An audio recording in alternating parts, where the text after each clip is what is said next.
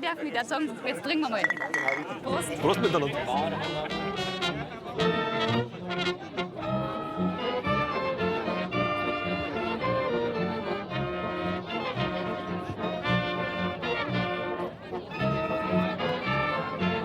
Die Höllenthaler Blasmusik spielt den ganzen Tag fleißig auf. Jetzt hat gerade den Holledauer Marsch.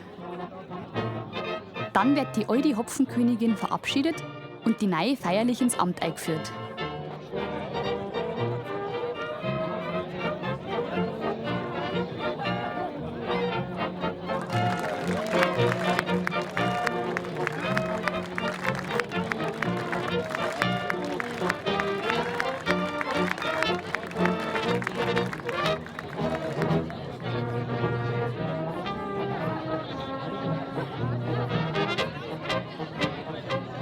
Den Stefan habe ich nimmer überreden können, auch beim Hopfenzupferwettbewerb mitzumachen.